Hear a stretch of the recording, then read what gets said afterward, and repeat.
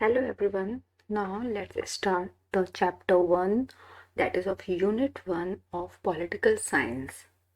Political science it is also called as civics. इसको हम civics भी कहते हैं क्योंकि हमें एक सिविलियन सोसाइटी के बारे में इसकी स्टडी करते हैं.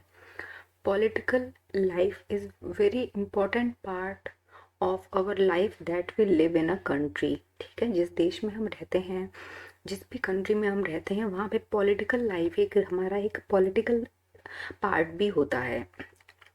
इसको समझने के लिए हमें सबसे पहले इस चैप्टर में की स्टार्टिंग समझाने के लिए सबसे पहले इस चैप्टर की स्टार्टिंग द इंडियन कॉन्स्टिट्यूशन से की गई है. आप सभी ने ये वर्ड जरूर सुना होगा अपनी लाइफ में, कॉन्स्टिट्यूशन, संविधान.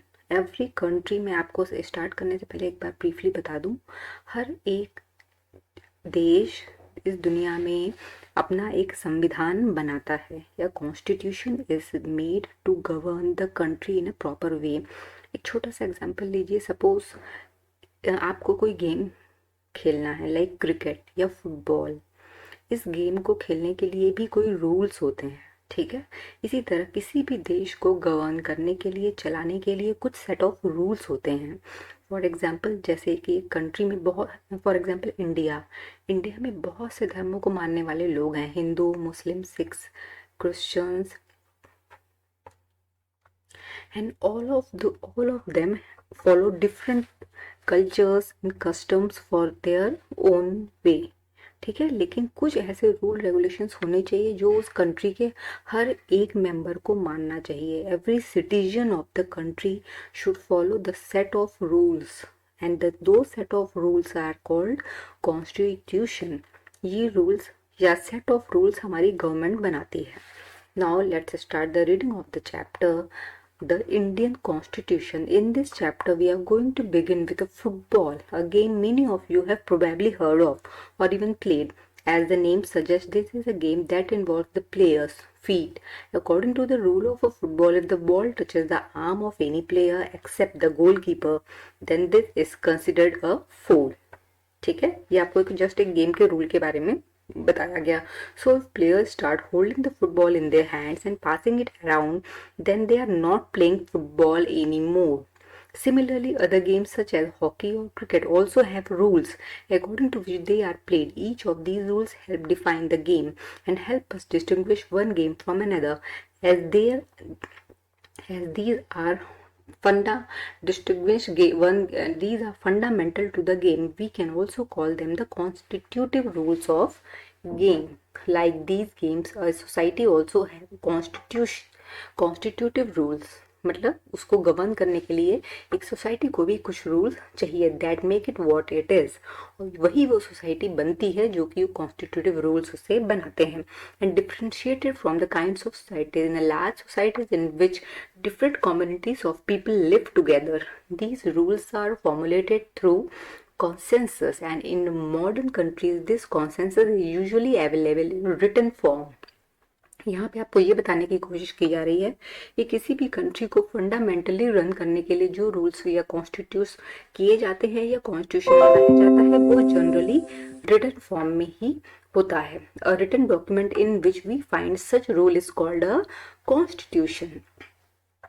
We have looked at the Indian Constitution in class 6. आपने क्लास 6, 7 and 8 में इसकी स्टडी जरूर की होगी. And in our social and political life text book में. Have you ever wondered why we need a constitution? सोचा होगा आपने डेफिनेटली. और being curious about how the constitution got written और हु रोट इट. हमारा जो कॉन्स्टिट्यूशन बना है उसको किसने लिखा, when was it written. इस चैप्टर की एक्सप्लेनेशन और स्टडी इसी बेसिस पे की गई है. एक बार मैं आपको रिकॉल करा दूं. We all celebrate independence day on 15th of August 19 our God country got independent on 15 August 1947. 47 के बाद 3 साल तक हमारे देश में हमारी कंट्री को रन करने के लिए कोई भी रूल्स रेगुलेशंस नहीं थे. इन चीज़ों में बहुत दिक्कतें आई, इसीलिए हमारी कंट्री में 3 साल लग गए एक कॉन्स्टिट्यूशन बनाने के लिए. हमारे नेशनल फ्रीडम फाइटर्स ने, नेशनल लीडर्स ने ये फील किया कि इस इंडिपेंडेंट कंट्री को अच्छा बनाए रखने के लिए एक सेट ऑफ रूल्स सेट किए जाएं, और कॉन्स्टिट्यूशन बनाने के लिए जो आज हम रिपब्लिक डे सेलिब्रेट करते हैं ना 26 जनवरी, इसी कॉन्स्टिट्यूशन फॉर्मेशन डे को याद करने के लिए मनाया जाता है। और 26 जनवरी 1950 को हमारा कॉन्स्टिट्यूशन रेडी हुआ। So we celebrate republic day on 26 January to recall the day. ठीक है, अब चलिए, come on the book. Why does a country need a constitution? Today most countries in the world have a constitution while other democratic countries are likely to have a constitution. It is not necessary that all countries that have a constitution are democratic. एक बहुत important point, जो दुनिया के सारे देश constitution बनाते हैं, क्या वो सब डेमोक्रेटिक हैं? Democracy means, you know, to the people, for the people, by the people. For example, India is a democratic country. Like आपके पेरेंट्स वोट देने जाते होंगे, हम अपना प्राइम मिनिस्टर खुद चुनते हैं, अपना चीफ मिनिस्टर खुद चुनते हैं। ठीक है, so India is a democratic country. हम उसी को अपना प्राइम मिनिस्टर या चीफ मिनिस्टर इलेक्ट करते हैं। हम चाहते हैं कि वो हमारे देश के लिए, हमारे स्टेट के लिए रूल्स बनाए और रूल हम पे करें। हमें जिस पे फेथ होता है, और यदि फेथ नहीं होता है तो फिर हम उसको नेक्स्ट टाइम इलेक्ट नहीं करते हैं। जनरली 5 ईयर्स के लिए हम उसी को इलेक्ट करते हैं। ठीक है, now the constitution serve purpose. ठीक है, देखिए कॉन्स्टिट्यूशन से कौन कौन से पर्पस सॉल्व होते हैं। First, it lays out certain ideas that form the basis of a kind of country that we a citizen aspire to live in, और put another way a constitution tell us what the fundamental nature of our society is. A country is usually made up of different communities of people who share certain beliefs but may not necessarily agree on all issues. A constitution helps us serve a set of rules and principles that all persons in a country can agree upon the basis of the way in which they want a country to be governed. ये वो set of rules है जिसके बारे में कहा गया है कि इस कंट्री के सारे लोगों को लगता है कि कॉन्स्टिट्यूशन में ये रूल्स फॉलो किए जाने चाहिए। ठीक है, तो इसी बारे में बताया गया है। This include not only the type of government but also the agreement on certain ideas that they all believe the country should uphold. ये सिर्फ एक थॉट है जिसके बारे में कहा गया है कि एक कंट्री को जिस तरह से गवर्न करना चाहिए, उसके बारे में हम जो भी लोग इस बात को मानते हैं वो इस सेट ऑफ रूल्स को फॉलो करते हैं। ओके, तो इसीलिए हमारी कंट्री में ये रेगुलेट किए जाते हैं। Now the country should uphold. आपको इस बारे में, इस टॉपिक पे स्टार्टिंग पे आपको एक चीज इंपॉर्टेंट बता दूं कि कोई भी कॉन्स्टिट्यूशन ये डिफाइन नहीं करता है कि वो कंट्री डेमोक्रेटिक बनी है या नहीं। ये हम नहीं कह सकते कि किसी भी कंट्री में जिसमें भी कॉन्स्टिट्यूशन फॉलो किया जा रहा है वो डेमोक्रेटिक है। फॉर एग्जाम्पल आपको मैं बताऊं, नेपाल, ये आपके बुक में आगे यही टॉपिक दिया गया है। क्या नेपाल एक पहले डेमोक्रेसी था? नहीं। नेपाल जो है, मोनार्क आपने नाम सुना होगा। Nepal was a monarchy. Monarchy means a country that was govern by monarch और किंग। पर अब नेपाल जो है वो डेमोक्रेटिक रूल फॉलो करता है। देखिए यहाँ पे यही एक्सप्लेनेशन करते हैं। Let us try and understand why we what we mean by this thought. Two countries situation in the recent history of Nepal, a country that borders India on the north. देखा होगा आपने Indian map में Nepal. Until quite recently Nepal was a monarchy. अभी तक नेपाल क्या था? It was a monarchy. In previous constitution of Nepal, which had been adopted in 1990s, reflected the fact that the final authority rests with king. लेकिन अब क्या हुआ? वहाँ के लोगों ने विद्रोह किया। देखिए आप देख सकते हैं ये, ठीक है। और उसके बाद ये वाली पिक्चर भी आप देखिए, उन्होंने डिमांड की कि मोनार्की हटाई जाए। मोनार्की में सारी की सारी पावर्स किंग को होती हैं, और किंग जो है इसको मिसयूज भी कर सकता है। लेकिन हमारी डेमोक्रेसी में, लाइक इंडिया, क्या हो रहा है? आप देखिए, कोई भी गवर्नमेंट हो, जो सेंट्रल में हो या स्टेट में हो, अपने पावर का मिसयूज नहीं कर सकती। उसे अपनी पावर को पब्लिक बेनिफिट में ही यूज करना होगा, नहीं तो हम उसको डीइलेक्ट कर देंगे, हम उसको री-इलेक्ट नहीं करेंगे, हम उसको फिर से नहीं चुनेंगे अपना प्राइम मिनिस्टर या अपना चीफ मिनिस्टर।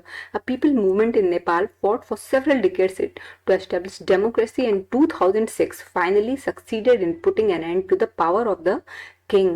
किंग की पावर 2006 में नेपाल ने खत्म कर दी. Now the people have to write a new constitution to establish Nepal a democracy. The reason that they do not want to continue with the previous constitution is because it does not reflect the ideal of the country that they want Nepal to be and that they have fought for. As in the game of a football, for example, फिर से बताया गया कि जैसे कोई in which a change in the constitutive rules will change the game altogether. Nepal, by moving from a monarchy to a democratic government, needs to change its constitutive rules in order to usher in the new society. This is why the people of Nepal are in the process of writing a new constitution for the country. The caption, along with elaborates Nepal's struggle for democracy. The second important purpose of constitution is to define the nature of a country's political system. For example, Nepal's earlier constitution stated that the country was to be ruled by the king and his council of ministers. In countries that have adopted a democratic form of government or polity, the constitution plays a crucial role in laying out certain important guidelines that govern decision making within these societies. In a democracy, we choose our leaders so that they can exercise power responsibly on our behalf. However, there is always the possibility that these leaders might misuse their authority, and the constitution usually provides safeguard against this. This misuse of authority can result in the gross injustice in democracy demonstrated in classroom situation below. ये आपको just example दिया गया है कि कुछ rules बनाए गए हैं और जो भी इनको डैमेज करता है, Anil, today I am going to report you to Mrs. Rao, class teacher. But what happened? I have done. क्या किया है? Ma'am, while you were away, Anil keep talking aloud and disturbing the class. देखिए monitors की गलत शिकायत लगा रहा है. He would not listen to me. वो मुझे नहीं सुन रहा था. Anil, you will have to stay back after school today and write I will not disobey the class monitor 100 times. देखिए इस मॉनिटर ने अपनी दुश्मनी इस बच्चे से निकाल ली. यही चीज डेमोक्रेसी में न हो, इसके लिए भी हमारे डेमोक्रेटिक कॉन्स्टिट्यूशन ने रूल्स बनाए हैं. In democratic societies the constitution often lays down rules that guard against the misuse of authority by our political leaders. जो काम मॉनिटर ने किया वो हमारे पॉलिटिकल लीडर्स ना करें, इसके लिए डेमोक्रेसी में रूल बनाए गए हैं. इसीलिए 5 इयर्स का रूल सेटअप है किसी भी गवर्नमेंट के रनिंग के लिए कि 5 साल से ज्यादा कोई अपने रूल को मिसयूज ना कर सके, और जिसको लंबे समय तक टिकना है वो कभी भी ना करे. देखिए, in the case of the Indian constitution about which you will read more later in this chapter में many of these laws are contained in the section of fundamental rights. जब आप आगे इस पॉलिटिकल साइंस बुक को पढ़ेंगे तो आप सुनेंगे फंडामेंटल राइट्स के बारे में. हमारी कॉन्स्टिट्यूशन ने हर एक सिटीजन ऑफ इंडिया को ये राइट्स दिए हैं. Do you recall the chapter on the Dalit writer Om Prakash Valmiki? याद होगा पिछले क्लास का chapter experiences in school from your class 7th book. In this chapter we talk about the discrimination Om Prakash faced because he was a Dalit. You read about how the Indian constitution guarantees the right to equality. हमारा constitution हमें देता है right to equality. Every citizen of the country is equal. Everyone is given with fundamental rights to all person and save. The citizen can be discriminated against on the ground of religion, race, caste, gender or place of birth. The right to equality is one of the fundamental right guaranteed by the Indian Constitution. ठीक है, देखिए आगे पढ़ते हैं. Another important function that a constitution play in the democracy is to ensure that a dominant group does not use its power against less powerful people और group. The story board below demonstrate one each situation of the classroom. आपको जिस classroom का example दिया गया है, लेकिन यहाँ पे मैं आपको ऐसे इंडियन रेफरेंस में समझाती हूँ कि हमारे कॉन्स्टिट्यूशन ने इस तरह के रूल्स बनाए हैं. फंडामेंटल रूल्स तो हर एक सिटीजन को दिए गए हैं और कोई भी अपनी पावर को बहुत ज्यादा मिसयूज नहीं कर सकता है for a long period of time. Such unhealthy situation can occur in democratic societies too, where a majority can continuously enforce decisions. They include minorities and go against their interest. As the above storyboard illustrated, every society is prone to this tyranny of the majority. Her society में डर होता है. जो majority population ज्यादा पॉपुलेटेशन होती है, जिनकी majority होती है, वो अपनी पावर में आ जाते हैं तो उसका मिसयूज करते हैं. The constitution usually contains rules that ensure that the minorities are not excluded from anything that in routine available to the majority. Another reason why we have a constitution is precisely to prevent this tyranny. इसीलिए हमें एक constitution की जरूरत होती है ताकि इस problem से हम बच सकें and or dominated by the majority of a minority. This can refer to one community dominating another, that is inter-community domination, or members of one community dominating other within the same community, that is intra-community.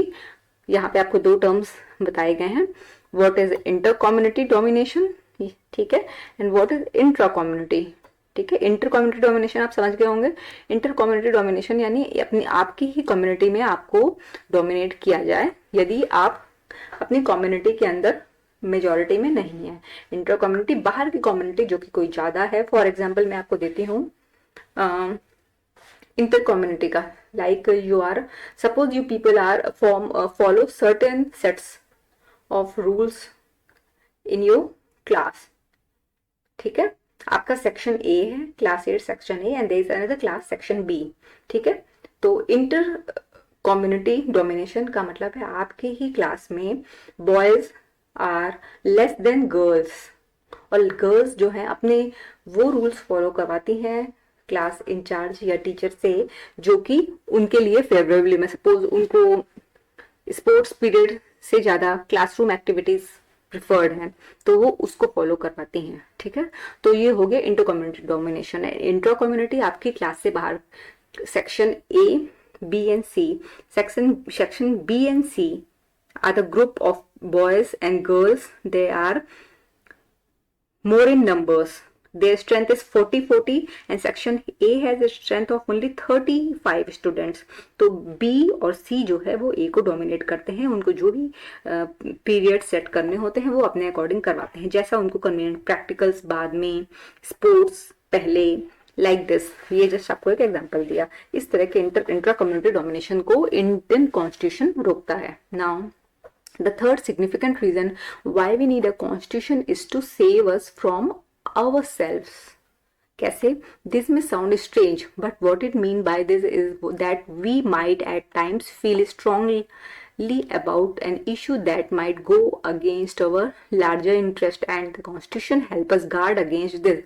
Look at now. Similarly, the constitution help to protect us against certain decisions that we might take that could have an adverse effect on the larger principles that the country believe in. For example, it is possible that many people who live in democracy might come to strongly feel that party politics has become so acrimonious that we need a strong dictator to set these rules. ये just आपको एक example दिया गया, swept by the emotions they may not realize that in the long run dictatorial rule goes against all their interest, ठीक है ना। इसीलिए constitution चाहिए। A good constitution does not allow these whims to change its basic structure. It does not allow for the easy overthrow of provisions that guarantees right of citizens and protect their freedom. Indian Constitution हमें थोड़ा time का interest देने की बजाय long time interest के बारे में सोचता है, ठीक है। From the above discussion you will understand that the Constitution plays a very important role in democratic society. ठीक है, देखिए now let us try and understand the way in which the above points get translated into certain ideas and rules by studying some key features of the Indian Constitution. के basic features क्या हैं? देखिए, the Indian Constitution key features. By the beginning of the 20th century, the national movement had been active in the struggle for the independence from British rule for several decades. During the freedom struggle, the nationalists had devoted a great deal of time to imagining and planning what a free India would be like. ठीक है, इसीलिए उन्होंने हमारी country के Indian constitution के लिए कुछ की फीचर्स बनाए, ठीक है। देखिए, this was done not by one person but a group of around 300 people who become members of the Constituent Assembly in 1946 and who met periodically for the next 3 years. हमारे independence 1947 के 3 साल बाद हमारा constitution बन के आता है. These members of the Constitution Assembly had a huge task before them. The country was made up of several different communities who spoke different languages, belonged to different regions, and had distinguished culture. सोचिए, इन सब के लिए एक constitution बनाना। Also when the constitution was being written, India was going to through considerable turmoil. The partition of country into India and Pakistan was imminent. Some of the princely states remained undecided about their future, and social economical condition of the vast mass of people appeared dismal. All of these issues played on the mind of the members of the Constituent Assembly, and they drafted a constitution. ठीक है, तब जाके हमारा constitution बनता है। तो इसमें कौन कौन से रूल्स डाले जाएं, देखिए इनको आपने जरूर देखा होगा जब इंडियन कॉन्स्टिट्यूशन की बात की जाए। और तो आप देखिए, Baba Saheb Ambedkar is known as the father of Indian Constitution. Who is the father of Indian Constitution? Dr. Ambedkar believed that his participation in the Constituent Assembly helped the scheduled caste get some safeguards in the draft Constitution. Because he belong to schedule caste. उन्होंने उनके बारे में, minorities के बारे में भी सोचा। Listed below are the key features of the Indian constitution. देखिए सबसे इंपॉर्टेंट की फीचर था इंडियन कॉन्स्टिट्यूशन का federalism. What is federalism? This refers to the existence of more than one level of government in the country. In India we have government at the state level. And देखिए कई three tier of government है India में। पहला state level, next at the central level, हमारी central में भी government होती है, and then Panchayati Raj is the third tier of the government, center, state and panchayati raj on village level. And you have read about this in your class 6 book. Hope you remember. We looked at the functioning of the state government in your class 7th book. State government का भी rule बताया मैंने, central government का भी और village का भी बताया. The vast number of the communities in India meant that a system of the government needed to be devised that did not involve only persons sitting in the capital of the city of New Delhi and making decisions for everyone. Instead, क्या होना चाहिए? It was important to have another level of government.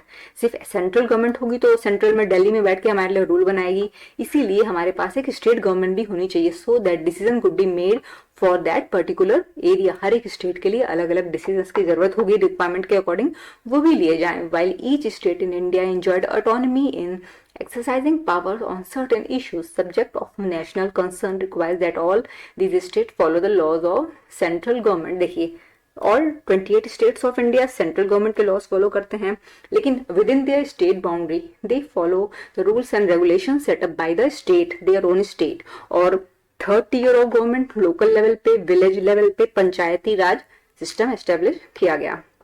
Now, hope you understood India into strong federalism, the most important part of our constitution. Second is the parliamentary form of government.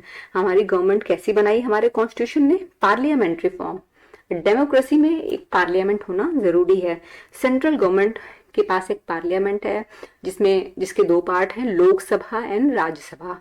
सबसे important part है president of India. Lok Sabha जो कि हमारे लिए rule regulations बनाती है, and we elect ourselves the members of Lok Sabha जो कि 5 इयर्स के लिए होती है, ठीक है. और राज्यसभा जो कि राज्यसभा स्टेट्स के रिप्रेजेंटेटिव्स वहां पे जाते हैं जिनको हम इनडायरेक्टली इलेक्ट करते हैं, हम डायरेक्ट इलेक्ट नहीं करते हैं, और वो 6 इयर्स के लिए रोटेट होते रहते हैं. 1/3 ऑफ द मेंबर्स रिटायर होते हैं, न्यू अपॉइंटेड होते हैं. राज्यसभा में 12 मेंबर्स ऐसे होते हैं those who have specific talent in their different field like sports, actor, and these all.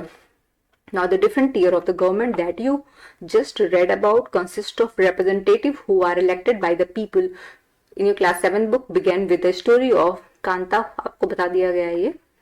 Now, when they were making the constitution, the members of the Constituent Assembly felt that the freedom struggle had prepared the masses for universal adult franchise. हमारे constitution में सबसे important चीज क्या है? Universal adult franchise. इसका मतलब आपको बता दूं, every citizen of the country who is above 18 has a right to cast vote. वो अपना वोट दे सकता है और अपना रिप्रेजेंटेटिव खुद चुन सकता है. जब आप सब भी 18 ईयर्स के हो जाओगे तो वोट देने जरूर जाना. और जो भी गवर्नमेंट, जो भी लीडर आपको सही लगता है, पॉलिटिकल पार्टी सही लगती है, उसको अपना वोट जरूर देना. 1 vote will help you your choose one to rule on the country. Now third important देखिए, separation of power. Indian constitution में पावर का सेपरेशन किया गया. सेपरेशन ऑफ पावर का मतलब मैं आपको बता दूं, सेपरेशन का मतलब होता है कि एक तरह की पावर यदि किसी एक को दिया जाए तो उसका मिसयूज कर सकता है, इसीलिए central, state and local government बनाई गई. देखिए according to the constitution there are 3 or organs of the government. They are the legislature, the executive and the judiciary. हमारी कंट्री को गवर्न करने के लिए 3 पावर डिस्ट्रीब्यूटेड की गई हैं. The legislature refers to our electory representative, elected representative. The executive is a small group of the people who are responsible for the implementation of law and running the government. And the judiciary obviously judges. जज करती है, जो भी rule regulation break करता है उनको punish किया जाता है. In order to prevent the misuse of the power by one branch of the government, the constitution says that each of these organs should exercise different powers. इसलिए इन तीनों को अलग अलग पावर यूज करने के लिए ऑथोराइज किया गया है. Through this each organ act as a check on the other. इस तरह से एक ऑर्गन दूसरे को चेक भी कर लेता है. And this ensure the balance of power between all three. तीनों के बीच में बैलेंस हो जाता है. नाउ फंडामेंटल राइट हमारी कॉन्स्टिट्यूशन का one of the most important part है, जो मैंने आपको बताया. This section of fundamental right has often been referred to as a concise of the Indian constitution. Indian constitution की आत्मा कहा जाता है. Colonial rule had created a certain suspicion of the state in the minds of the nationalists, and they wanted to ensure that a set of rights would guard against the misuse of the state power in independent India. Fundamental right therefore protects citizen. कैसे? Against the arbitrary and absolute exercise of power by the state. कोई भी state अपनी power का ज्यादा use नहीं कर सकता. The constitution thus guarantees the right of individual against the state as well as against other individuals. ठीक है. Now moreover the various minorities communities also express the need for the constitution. इसीलिए constitution बनाया गया. The constitution therefore also guarantees the right of minorities against the majority. As Dr. Ambedkar has said about these fundamental rights, the objective is twofold. The first objective is that every citizen must be in a position to claim their right, and second objective that these to make a law. ठीक है. इसीलिए भीमराव अम्बेडकर ने इस चीज पर सबसे ज्यादा ध्यान दिया. Now in addition to fundamental right the constitution also has a section called directive principles.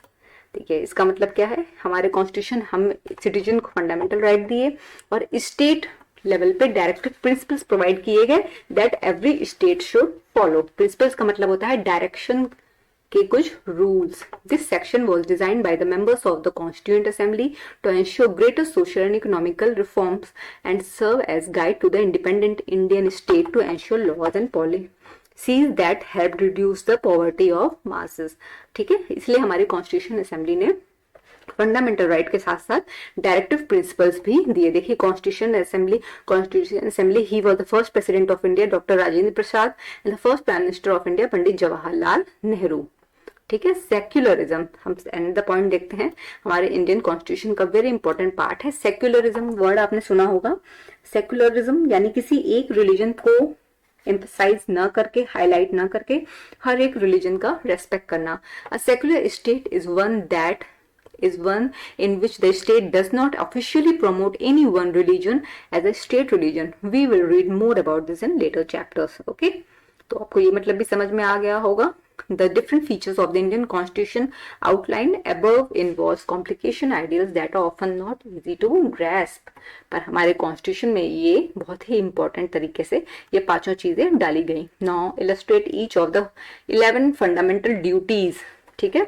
एक चीज और आपको बताएगी हमारे कॉन्स्टिट्यूशन का very important part fundamental right, fundamental duties और डायरेक्टिव प्रिंसिपल्स जो हमारे कॉन्स्टिट्यूशन ने बनाए इस कंट्री को प्रॉपर रन करने के लिए.